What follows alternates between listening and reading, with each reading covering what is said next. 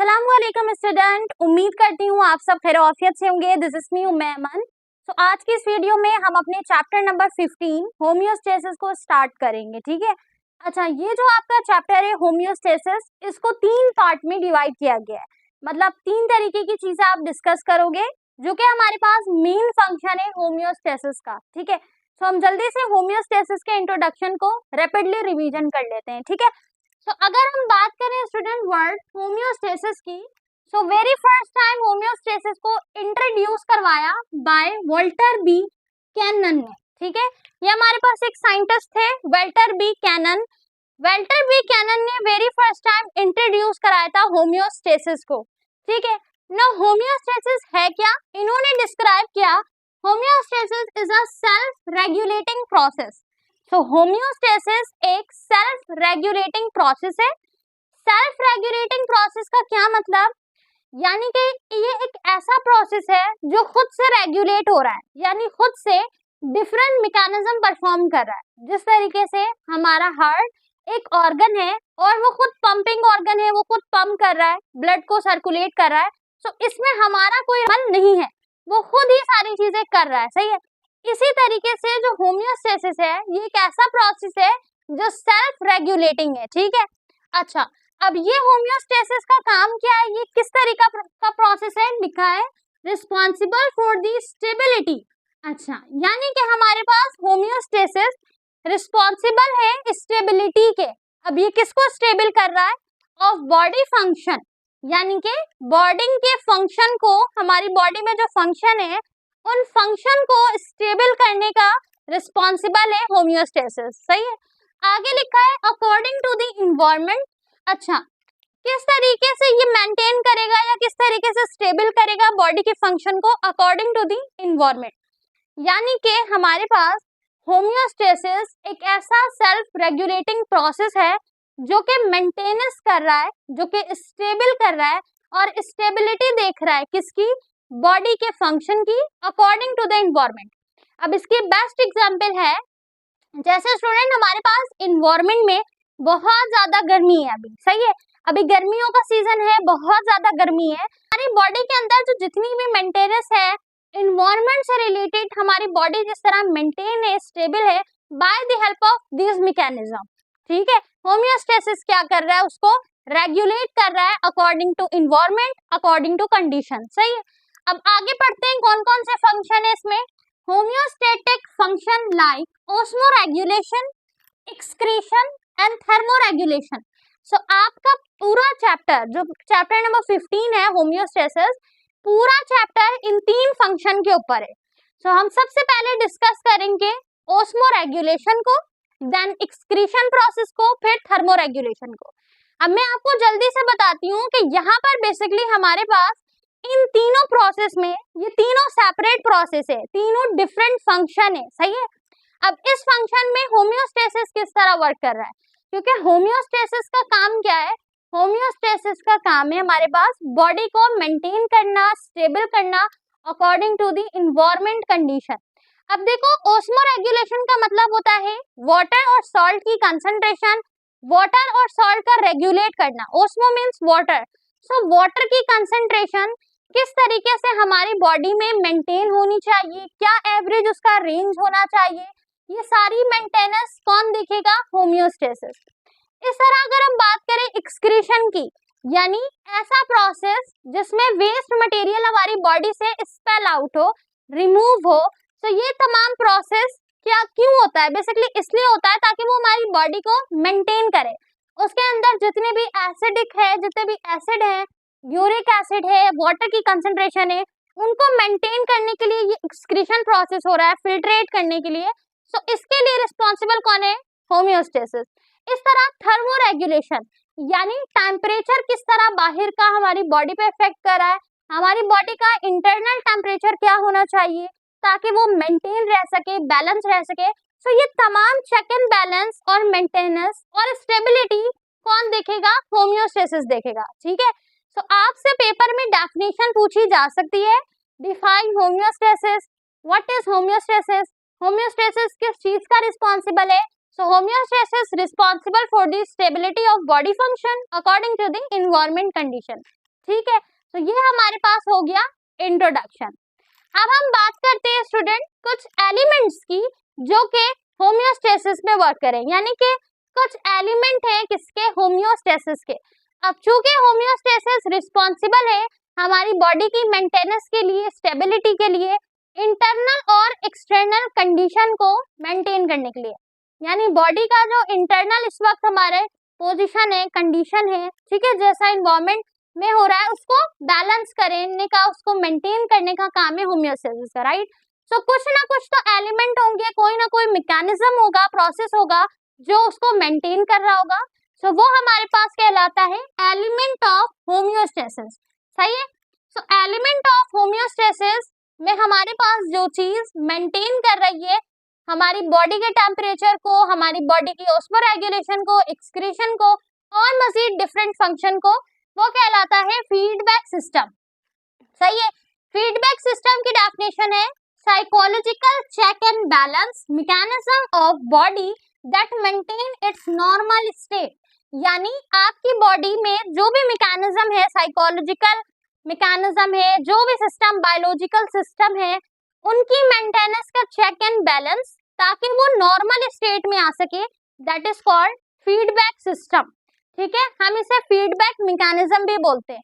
So feedback system and feedback mechanism का मतलब कि आपकी बॉडी के अंदर चेक एंड बैलेंस, आपकी बॉडी को मेंटेन करना नॉर्मल स्टेट के लिए, नॉर्मल हालत के लिए, that is called feedback mechanism और फीडबैक सिस्टम, ठीक है। नाउ स्टूडेंट फीडबैक सिस्टम में हमारे पास दो टाइप होती है, there are two types of feedback mechanism और फीडबैक सिस्टम। सो ये हमारे पास कहलाता है नंबर 1 पॉजिटिव फीडबैक और number 2 negative feedback. Negative feedback और पॉजिटिव फीडबैक को समझने से पहले यहाँ पर एक छोटी सी चीज, एक सवाल जो राइज होता है जहन में, वो ये, तो सवाल ये है कि ये मेंटेनेंस, ये चेक एंड बैलेंस किस तरीके से होगा। तो यहाँ पे लिखा है develop through some integrated component, यानी कि ये मैकेनिज्म, कौन सा मैकेनिज्म, बॉडी को मेंटेन करने का मैकेनिज्म, बॉडी को उसके नॉर्मल स्टेट पे लाने का मैकेनिज्म डेवलप होगा थ्रू सम इंटीग्रेटेड कंपोनेंट के जरिए। अब वो कंपोनेंट क्या है, कंट्रोल सेंटर एंड इफेक्टर, ये तीन वो कंपोनेंट है जो बेसिकली मदद देंगे किसको, हमारे पास फीडबैक मैकेनिज्म को, ताकि वो मेंटेन कर सके बॉडी को, बॉडी के टेम्परेचर को, बॉडी की तमाम ऑस्मोरेगुलेशन को, बाकी चीजों को, ताकि वो नॉर्मल स्टेट में आ सके, सही। सो अब हम ये देखते हैं कि ये रिसेप्टर, सेंट्रल, हमारे पास कंट्रोल सेंटर और ये इफेक्टर है क्या। रिसेप्टर जो है विच मीन्स सेंसरी ऑर्गन, यानी कि आपने नाम सुना होगा स्टिमुली का, ठीक है। स्टिमुली मतलब कि हमारी बॉडी का एक ऐसा रिस्पॉन्स जो हमारे नर्वस सिस्टम, जो हमारा CNS, सेंट्रल नर्वस सिस्टम है स्टूडेंट, उसके जरिए जो हमें मैसेजेस मिलते हैं, जैसे फॉर एग्जांपल अगर आप किसी गर्म चीज के ऊपर हाथ लगाओ, ठीक है, तो आपके ब्रेन फौरन मैसेज फराहम करेगा, आप फौरन उसको महसूस करोगे, फील करोगे, आपकी बॉडी स्टिमुलेट करेगी, रिस्पॉन्स करेगी, आप फौरन अपना हाथ हटाओगे, ठीक है। कोई चीज गिर रही होती है, कोई आवाज आती है, हम फौरन उसकी तरफ देखते हैं, बढ़ते हैं, तो ये सारे मैसेज देते हैं हमारे नर्वस, हमारे न्यूरॉन्स, ठीक है। सो हमारा जो सेंट्रल नर्वस सिस्टम है वो मैसेज फराहम करता है। सो ये किस तरीके से होता है, by the help of sensory organ. Second central control center यानी CNS, हमारा सेंट्रल नर्वस सिस्टम, बेसिकली ये एक्ट करता है as a central nervous system, यानी मैसेज फराहम करना। तीसरा है इफेक्टर, इफेक्टर रिस्पॉन्स करेगा by control center. So control center linked है इफेक्टर के साथ। सो ये तीनों का, इनका काम है मैसेजेस फराहम करना कि भाई आपकी बॉडी इस वक्त ये फील कर रही है, अभी टेम्परेचर ज्यादा है, बहुत ज्यादा ठंड है, सर्दी है, गर्मी है, आपका जो है ना वो आपकी बॉडी कहीं डैमेज हो गई है, सेल डैमेज हो गए हैं, शुगर लेवल बढ़ गया है, टेम्परेचर बढ़ गया है, ये सारे मैसेजेस देते हैं ये तीनों। इन तीनों के मैसेज के जरिए, इन तीनों की इंटीग्रेशन के जरिए ये हमारे पास वो कंपोनेंट है जो मैकेनिज्म ऑफ बॉडी को क्या करेंगे, मेंटेन करेंगे उनकी नॉर्मल स्टेट के लिए, और ये प्रोसीजर पूरा कहलाएगा फीडबैक सिस्टम और फीडबैक मैकेनिज्म, सही है। अब आते हैं इनके टाइप की तरफ, सही है ना। हमारे पास टाइप थी फीडबैक सिस्टम की, फीडबैक मैकेनिज्म की, positive feedback and negative feedback. So the positive feedback is concerned with the increase or initiate the change. अब हमारे पास हमारी बॉडी में बेसिकली ये कंसर्ट करेगा इनिशिएट द चेंज, यानी यहाँ पर आपकी बॉडी में चेंज होना चाहिए था output of for any biological process. अब इसको आप एग्जाम्पल से समझो ताकि आसानी हो। अकॉर्डिंग टू आवर बुक, हमारी बुक में पॉजिटिव फीडबैक की जो एग्जाम्पल दी गई है वो ये दी गई है कि फॉर एग्जाम्पल आपकी बॉडी कहीं से इंजर्ड हो जाती है, सही जख्मी हो जाती है, आपको चोट लग गई है, अब क्या होगा, ब्लीडिंग स्टार्ट हो जाएगी, ठीक है। तो जख्म का लगना, चोट का लगना और उससे ब्लड का निकलना, it's a sign of positive feedback. ये पॉजिटिव फीडबैक है, यानी कि पॉजिटिव फीडबैक आपको क्या करेगा, आपको ये वो देगा, मैसेज देगा कि भाई कहीं ना कहीं नुकसान हुआ है, कहीं ना कहीं आपकी जो है ना बॉडी जो है वो इंजर्ड हुई है, ब्लड निकल रहा है। अब हमारे पास जो ब्लड होगा ना वो एक टाइम तक निकलेगा, देन फिर क्लॉटिंग शुरू होगी और फिर ब्लड निकलना बंद हो जाएगा।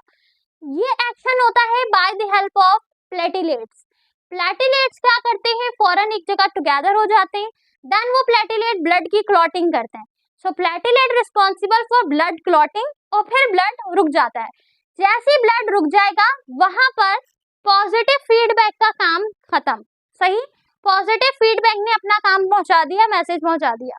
यहाँ पर एक चीज बिल्कुल इंपॉर्टेंट याद रखिएगा, that is it does not maintain stable state. Positive feedback stable state maintain नहीं करता, यानी आपको चोट लगी, चोट लगने के बाद खून निकला, आपको खून निकलने के बाद ब्लड की क्लॉटिंग हुई प्लेटिलेट्स के जरिए। सो प्लेटिलेट्स तक मैसेज गया पॉजिटिव फीडबैक, ये सारा प्रोसेस है पॉजिटिव फीडबैक का। अब आपको चोट लगी, अब वो चोट रिपेयर नहीं होगी, उस प्लेटिलेट के जरिए आपको नुकसान हुआ है या फायदा हुआ है, ये काम, ये सारी चीजें पॉजिटिव फीडबैक का जिम्मेदारी नहीं है, सही। तो पॉजिटिव फीडबैक ने मेंटेन नहीं किया है, आपके मसले को हल नहीं किया, आपकी बॉडी को मेंटेन नहीं किया है, जस्ट उसने आपको मैसेज किया। हम ये कह सकते हैं कि पॉजिटिव फीडबैक किसी प्रोडक्शन इमीडिएटली कोई वर्क करने, मतलब इमीडिएटली इस मैकेनिज्म में आपको मैसेज देने के लिए हम कहेंगे कि ये है पॉजिटिव फीडबैक, हमें इसकी भी जरूरत पड़ती है।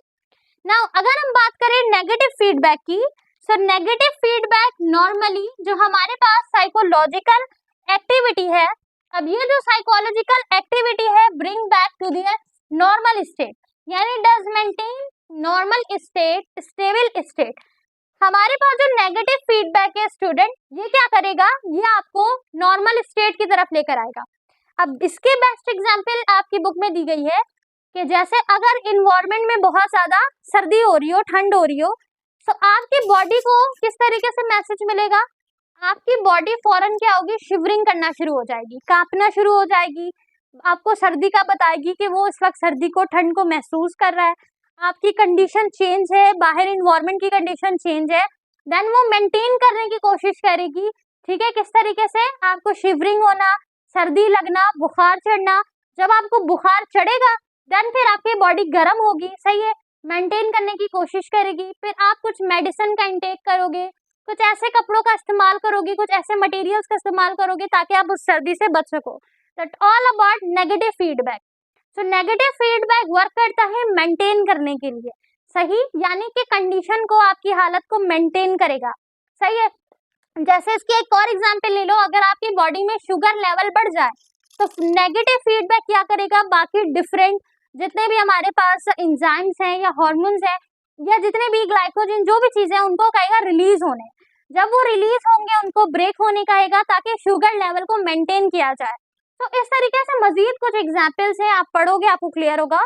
ये चीज आपने याद रखनी है कि हमारे पास जो नेगेटिव फीडबैक है ये मेंटेन करता है, सही है, ये मेंटेन करेगा आपकी बॉडी को, बाहर के इन्वायरमेंट से अंदर की जो बॉडी की कंडीशन है, इंटरनल टू एक्सटर्नल जो फर्क है उसको मेंटेन करने की कोशिश करेगा, बैलेंस करने की कोशिश करेगा।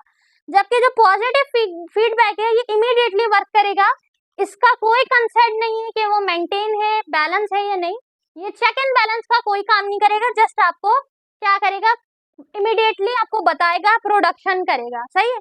सो ये काम हमारे पास होता है पॉजिटिव का। सो पॉजिटिव और नेगेटिव ये दोनों टाइप है हमारे पास फीडबैक सिस्टम की, फीडबैक मैकेनिज्म की। और फीडबैक सिस्टम या फीडबैक मैकेनिज्म है क्या, ये एक psychological check and balance process है मैकेनिज्म है आपकी बॉडी को मेंटेन करने के लिए नॉर्मल स्टेट तक। और ये मेंटेन किस तरह करेगा? ये मेंटेन करेगा बाय इंटीग्रेटेड कंपोनेंट के जरिए, यानी रिस्पेक्टर, कंट्रोल सेंटर, इफेक्टर्स। ठीक है, ये हमारे पास 3 कंपोनेंट हैं जिसके जरिए फीडबैक मैकेनिज्म होगा। ठीक है, तो ये हमारे पास हो गया एलिमेंट ऑफ होम्योस्टेसिस, जो कि हमारा टॉपिक 15.1 है। आई होप आपको ये समझ आ गया हो। इस टॉपिक से रिलेटेड रीजनिंग क्वेश्चन पूछे जा सकते हैं। आपकी बुक के एक्सरसाइज क्वेश्चन में कुछ सवाल दिए हुए हैं इस टॉपिक से रिलेटेड, तो लास्ट में हम उसे भी डिस्कस करेंगे। अब हम समझते हैं अपने सेकंड टॉपिक को, जो कि है ऑस्मो रेगुलेशन। नाउ स्टूडेंट, अब हम बात करते हैं ऑस्मो रेगुलेशन की। So osmoregulation means appropriate amount of water and mineral for vital function. Osmoregulation बहुत ज्यादा जरूरी है हमारी बॉडी के लिए, यानी कि maintenance of water and salt की कंसंट्रेशन हमारी बॉडी में।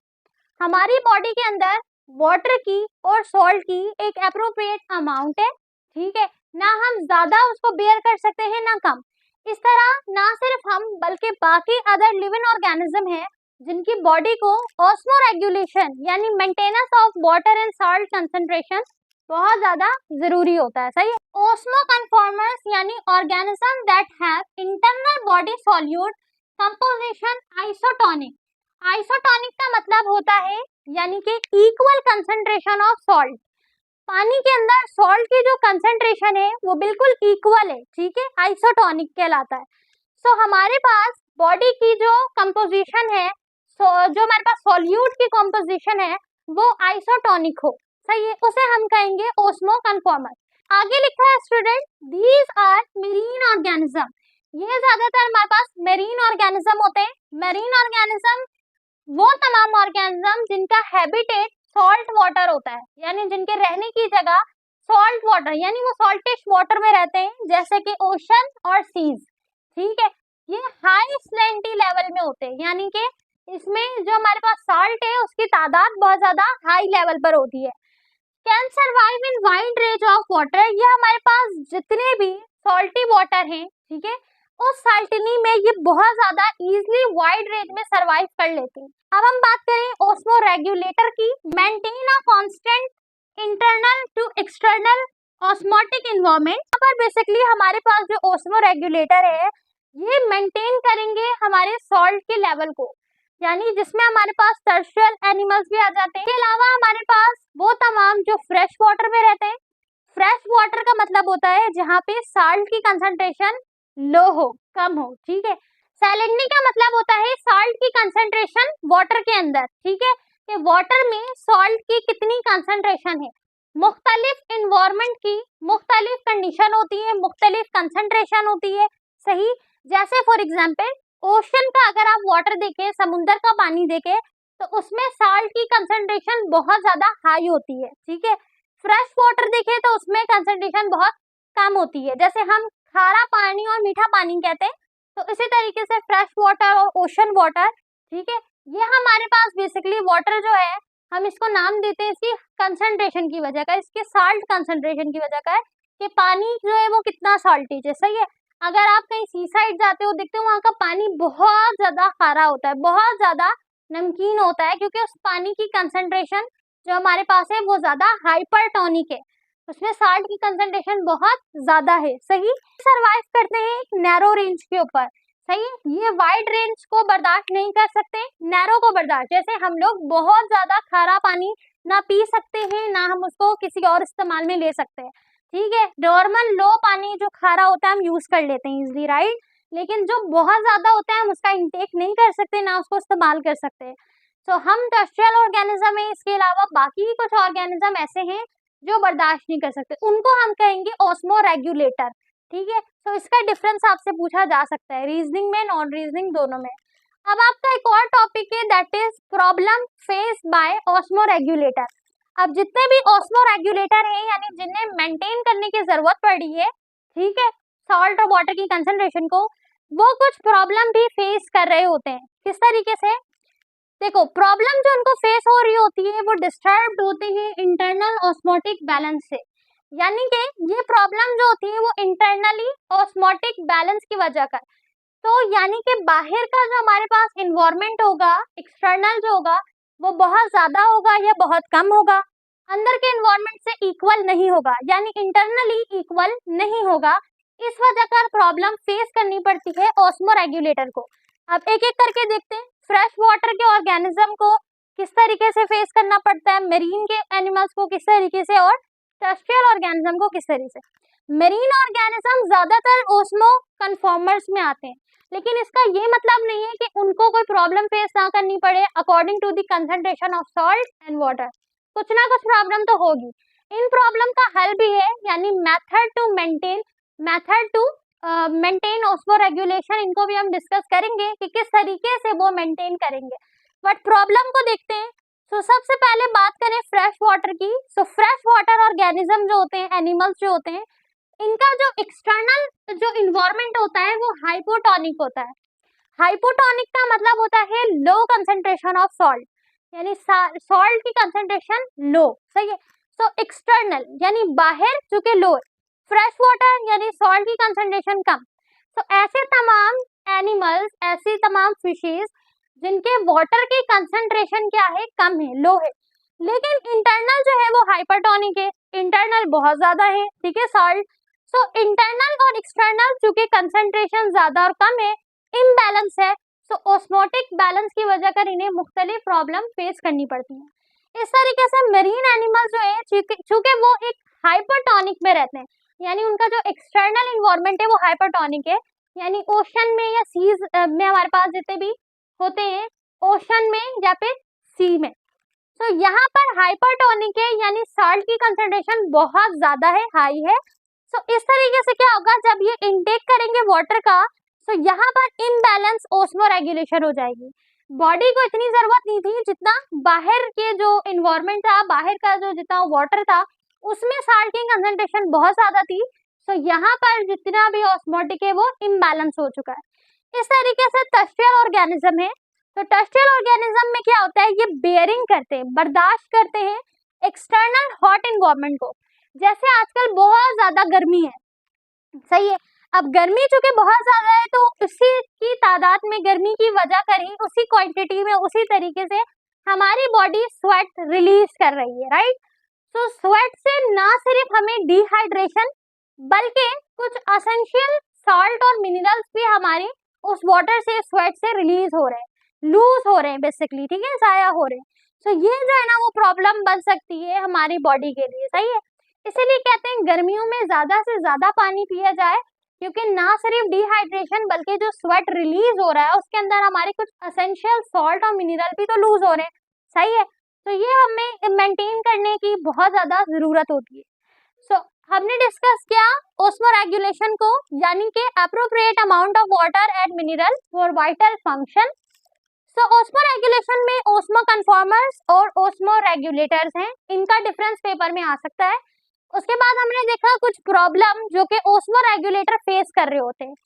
अच्छा, तीनों की प्रॉब्लम में क्या कॉमन नजर आया आपको, ये कॉमन नजर आया कि एक्सटर्नल इन्वायरमेंट दूसरा है, इंटरनल दूसरा है। ऑब्वियसली जब उनकी कंसंट्रेशन ऑफ सॉल्ट बाहर ज्यादा होगी, अंदर कम होगी, तो वाटर का इंटेक भी तो हो रहा है, सही है। तो एक्सेसिव अमाउंट में जब वाटर को इंटेक कर लिया जाएगा तो सॉल्ट की कंसंट्रेशन बढ़ जाएगी। अब अगर पानी ना पिए तो फिर डिहाइड्रेशन, फिर लॉस ऑफ मिनरल और सॉल्ट। तो ये सारी प्रॉब्लम की वजह कर, इम्बैलेंस होने की वजह कर प्रॉब्लम फेस करनी पड़ती है ओस्मो रेगुलेटर्स को, ठीक है। अब उनका हल क्या है, उनको मेंटेन किस तरह किया जाएगा, इसे हम नेक्स्ट टॉपिक में पढ़ेंगे, ठीक है। नाउ स्टूडेंट, अब हमारे पास ओस्मो रेगुलेशन का एक लास्ट टॉपिक है, उसे हम समझते हैं। सो हमारे पास जो टॉपिक है that is method for osmo regulation, यानी जितने भी ऑर्गेनिज्म जो ओस्मो रेगुलेशन परफॉर्म करते हैं concentration of salt and water को मेंटेन करने के लिए, सो उनका मेथड क्या होता है। अगर हम बात करें फ्रेश वाटर की, सो हमने इसकी जो प्रॉब्लम को डिस्कस किया। प्रॉब्लम इसमें ये थी कि बेसिकली सॉल्ट की जो कंसंट्रेशन थी वो इनके एनवायरनमेंट में क्या थी, बाहर कम थी, ठीक है, लेकिन इनको चाहिए थी इंटरनली ज्यादा सॉल्ट, यानी इंटरनली इनका हाइपरटोनिक है और एक्सटर्नली हाइपोटोनिक है। सो बाहर अगर सॉल्ट की कंसंट्रेशन कम है और इंटरनली इन्हें ज्यादा सॉल्ट चाहिए, तो ये इम्बैलेंस कंडीशन है। तो ये किस तरीके से मेंटेन करेंगे, सॉल्ट को लूज होने से बचाएंगे। तो अगर हम इनका मेथड देखें तो ये मिनिमाइज करते हैं लूज ऑफ सॉल्ट को, यानी सॉल्ट को लूज होने से बचाते हैं, मिनिमाइज कम से कम करते हैं ताकि सॉल्ट कम से कम जाया हो, सॉल्ट इनकी बॉडी में रहे। क्योंकि बाहर जो इनको वाटर मिल रहा है उसमें सॉल्ट की कंसंट्रेशन कम है, लेकिन इंटरनली इनको सॉल्ट चाहिए। तो ये कोशिश करते हैं कि इनका जो सॉल्ट है वो कम से कम लूज हो बाय यूरिन, कहाँ से, यूरिन से कम लूज हो, एंड डिफ्यूजन, और डिफ्यूजन के जरिए कम इस्तेमाल हो, from the kidney by dilute urine. So इनकी जो बॉडी है जब वो डाइल्यूट यूरिन को प्रोड्यूस करेगी, यानी किडनी जब यूरिन को प्रोड्यूस करेगा, सो उस यूरिन में, चूंकि यूरिन में हमारे वाटर और सॉल्ट की कंसंट्रेशन भी लूज हो रही होती है, सो ये उसको मिनिमाइज करते हैं, कम करते हैं। अच्छा, किस तरीके से, filtration rate in kidney is high.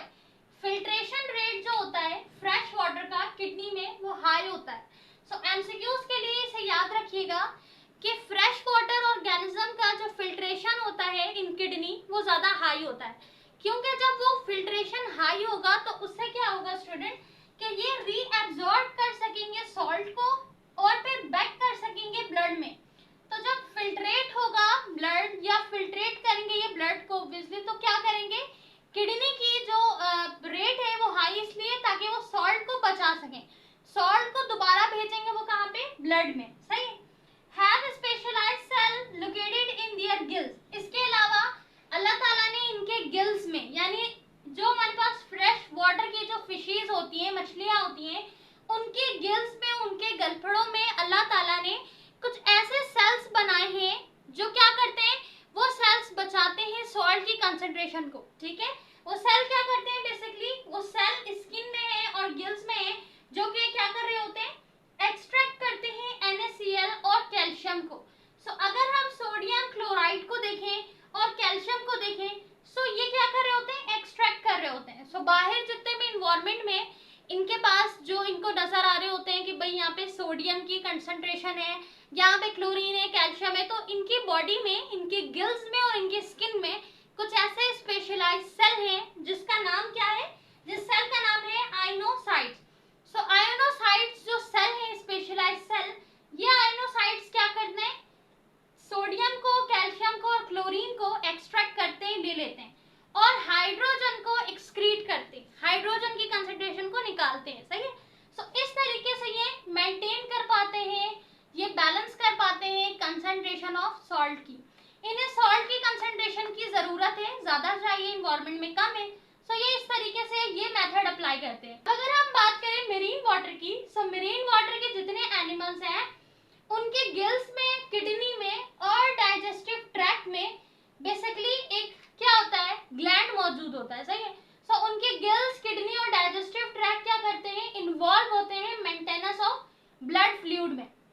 So basically ये हमारे पास वो एनिमल्स हैं जिनके पास मेन क्या होते हैं, ऑस्मो रेगुलेटर ऑर्गन्स होते हैं, यानी इनके गिल, इनके डाइजेस्टिव ट्रैक्ट और इनकी जो किडनी है वो मेनली इन्वॉल्व होती है किसमें, मेंटेनेंस ऑफ बॉडी फ्लूइड में। क्योंकि हमने पढ़ा था कि मेरीन का जो वाटर होता है वो कैसा होता है, हाईली सॉल्टिश होता है, सही है। सो मेरीन क्या करते हैं, ये सरवाइव कर सकते हैं वाइड रेंज ऑफ सॉल्टिश वाटर में। अब इसमें बेसिकली ये होता है कि इनका हाइपरटोनिक है, सही है, और इनका जो वाटर की कंसंट्रेशन है वो भी ज्यादा है, इक्वल होता है। सो जब इक्वल इनको कंसंट्रेशन मिलेगी सॉल्ट की, आइसोटोनिक पढ़ा था हमने, यानी बाहर अंदर दोनों इक्वल। सो ये क्या करते हैं, बेसिकली ये फिश कैपेबल होती है डाइजेस्ट करने में जितने भी सॉल्ट है उनको, यानी डाइजेस्टिंग ऑफ मेरीन सॉल्ट, इनके वाटर में जो सॉल्ट होता है ये उसे डाइजेस्ट कर लेती हैं। Salt remove by renal gland, अब इनके पास एक ग्लैंड होता है इंटेस्टाइन में, उसके जरिए सॉल्ट को रिमूव किया जाता है। और इसके अलावा इनके पास कुछ सॉल्ट ग्लैंड भी होते हैं जो कि गिल्स में होते हैं, ठीक है। लिखा हुआ है reabsorb water and some salt excrete very small amount of urine. अब ये क्या करते हैं, ये इनका काम भी है सॉल्ट को बचाना, ये सॉल्ट को बचा रहे होते हैं रीअब्जॉर्ब करके और फ्यू अमाउंट ऑफ यूरिन को सिक्रीट करके, यानी यूरिन बहुत ज्यादा कम सिक्रीट करके सॉल्ट को बचा सकते हैं मेरीन वाटर वाले ऑर्गेनिज्म। सही है। अब अगर हम बात करें मेथड इन टर्स्ट्रियल वाटर ऑर्गेनिज्म, वो तमाम ऑर्गेनिज्म जो टर्स्ट्रियल हैं, सही है, ये किस तरीके से करेंगे। देखो हमारे पास बेसिकली स्टूडेंट, अगर हम अपनी मिसाल लें तो हमारी बॉडी जब स्वेट रिलीज करती है, जब बहुत ज्यादा समर कंडीशन यानी बहुत ज्यादा गर्मी होती है, हमें वाटर की इनटेक की बहुत जरूरत पड़ती है। सही है। वाटर की इनटेक नहीं होगी तो हमारी बॉडी डिहाइड्रेशन की तरफ चली जाएगी। सही है। इसलिए हम इनटेक ऑफ वाटर को ज्यादा रखते हैं। सही। अच्छा, इसके साथ ही हमारी बॉडी में जो ऑर्गेनिज्म है टर्स्ट्रियल वाटर वाले, ये ऑर्गेनिज्म वाटर को किस तरीके से लूज कर रहे होते हैं। अच्छा, इनकी बॉडी वाटर को लूज करेगी। सही है। हमारी बॉडी यानी कि वाटर को लूज करेगी, हम इनटेक करते जाएंगे वाटर का, वाटर लूज हो रहा है, इस तरीके से मेंटेन होगा, बैलेंस होगा bye the help of reabsorption. सही है। किस तरीके से, देखो सबसे पहले लूज किया जाएगा वाटर को फ्रॉम इंटीग्यूमेंट, यानी इंटीग्यूमेंट का मतलब होता है refers water lose through outer layer of body, यानी वाटर का निकलना बॉडी के आउटर लेयर से, जैसे कि डिफ्यूजन, ट्रांसपायरेशन, एवापोरेशन। तो इसमें क्या होता है, वाटर लूज हो रहा होता है। तो जब वाटर लूज होगा तो डिहाइड्रेशन होगी ना, उस डिहाइड्रेशन को मेंटेन करने के लिए हम intake of water, intake of mineral करते हैं, यानी हम ऐसे ग़िज़ाइयत को अपनाते हैं, ऐसे न्यूट्रिएंट्स को लेते हैं जिससे वाटर की कंसंट्रेशन भी पूरी हो जाए, सॉल्ट्स की कंसंट्रेशन, मिनरल की कंसंट्रेशन भी पूरी हो जाए। अब लिखा है मेटाबॉलिक ब्रेकडाउन ऑफ व्हाट, अगर हमें वाटर की नीड हो तो sometime metabolic water breakdown of fat, fat breakdown होंगे, उनसे हमें कुछ चीजें मिल जाएंगी मिनरल की सूरत में। रीअब्जॉर्प्शन इन किडनी, किडनी का रीअब्जॉर्ब करना, यानी कि again filtration in high in kidney. सही है। सो किडनी फिल्ट्रेट करेगी, सो उसमें से जो साल्ट होगा उसे रीअब्जॉर्ब किया जाएगा।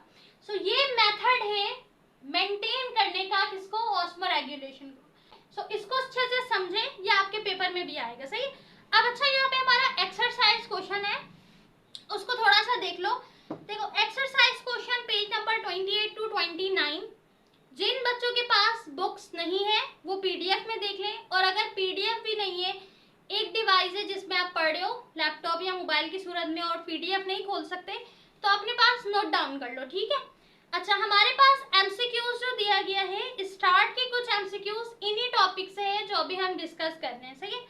सो पहला एमसीक्यूज लिखा है a self regulating process by which biological system maintain stability while adjusting to the changing condition called. तो हमने टॉपिक को, वीडियो को स्टार्ट करने से स्टार्ट में बिल्कुल शुरू में पढ़ा था होम्योस्टेसिस को। सो बेसिकली होम्योस्टेसिस क्या है, सेल्फ रेगुलेटिंग प्रोसेस है। सो इसका करेक्ट ऑप्शन क्या होगा, ऑप्शन ए होम्योस्टेसिस। ठीक है। दूसरा एमसीक्यूज है which does not maintain a stable homeostatic condition rather than intensify the change that is happening to the body। अब हमारी बॉडी में कौन है जो मेंटेन नहीं करता स्टेबल स्टेट को, सो वो हमारे पास है पॉजिटिव फीडबैक। ठीक है। यहाँ पे मैंने लिखाया था does not maintain stable state, तो वो होता है पॉजिटिव फीडबैक।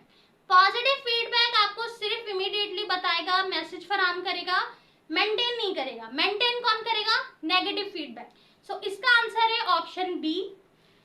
एमसीक्यूज नंबर 3 में लिखा है fresh water organism also have specialised cell, ये रहा हमने अभी पढ़ा, स्पेशलाइज्ड सेल होता है फ्रेश वाटर के पास। ठीक है। सो वो हमारे पास कौन सा होता है, ऑप्शन नंबर सी, आइनोसाइट्स। ठीक है। आइनोसाइट्स स्पेशलाइज्ड सेल है जो कि फ्रेश वाटर ऑर्गेनिज्म के गिल्स में और उनके स्किन में मौजूद होते हैं। सही है। सो ये 3 एमसीक्यूज थे जो आपके इन्हीं टॉपिक में से थे, इसीलिए साथ साथ हमने सॉल्व कर लिया। अब बाकी के एमसीक्यूज हम तब सॉल्व करेंगे जब हम उनके टॉपिक को पढ़ेंगे। सही है। अच्छा, क्वेश्चन आंसर में आ जाते हैं। सो डिटेल आंसर आपके पास जो है ना, डिटेल क्वेश्चन इस टॉपिक में से कोई सा भी नहीं है। ठीक है। स्टार्ट के रीजनिंग सवाल देखो, पहला लिखा हुआ है why the psychological integration of internal body environment is important for living organism. हमारी जो साइकोलॉजिकल इंटीग्रेशन है इंटरनल बॉडी से, ठीक है, इन्वायरमेंट के लिहाज से, वो क्यों इंपॉर्टेंट है। सो हमने स्टार्ट में इसको पढ़ा है। सो इसका आंसर आपने खुद लिखना है। स्टार्ट का जो टॉपिक है होम्योस्टेसिस का, वहां पर है इसका आंसर। दूसरा लिखा हुआ है why is the important that positive and negative feedback mechanism counter act up on each other. Positive and negative आपको समझ आ गया है क्लियरली। सो इसका आंसर भी आपको वहीं पे मिलेगा कि उसमें इंपॉर्टेंट क्या है। तीसरा सवाल है, how does the aquatic osmoregulator overcome the osmoregulatory problem by the help of these method. सही, तीसरे सवाल में आपसे मेथड पूछा है, ट्रिकी करके पूछा गया है, यानी प्रॉब्लम का नाम लिखा हुआ है बट आपको बताना क्या है, मेथड बताना है। ठीक है, तीनों रीजनिंग सवाल है। सही है। अच्छा, एक और चीज यहाँ पे नोट करो, क्वेश्चन नंबर 3 में लिखा हुआ है एक्वेटिक ऑस्मोरेगुलेटर। सो एक्वेटिक मतलब किस तरीके से ये क्या करेंगे, ओवरकम करेंगे ऑस्मोरेगुलेटर प्रॉब्लम्स को। सो हमने डिस्कस किया, पहला वाला मिनिमाइज करेगा, सॉल्ट को बचाएगा। दूसरा वाले के पास कुछ ग्लैंड है, यानी मरीन वाटर ऑर्गेनिज्म के पास ग्लैंड है। डाइजेस्टिव, ये इजिली डाइजेस्ट कर सकते हैं, they are capable of digesting marine salt. इसके अलावा हमारे पास ये जो है ये मुख्तलिफ वाटर के इंटेक को एसेंशियल, हमारे पास जो जितने भी मिनरल है उनको इंटेक करके ये कर सकते हैं, और साथ ही रीएब्जॉर्प्शन। सही है। सो ये आपके पास तीनों के आंसर। अच्छा, अब आपका टास्क है कि आपने इन तीनों के आंसर को मार्क करना है। साथ साथ मार्क कर लोगे तो आसानी हो जाएगी। ठीक है, आई होप कि लेक्चर आपको समझ आ गया हो, थोड़ा लेंदी हो गया है। कोई चीज ना समझ आई हो तो आप बिल्कुल कमेंट में पूछ सकते हैं। Thank you so much for watching. अपना रखिए बहुत सारा ख्याल। अल्लाह हाफिज।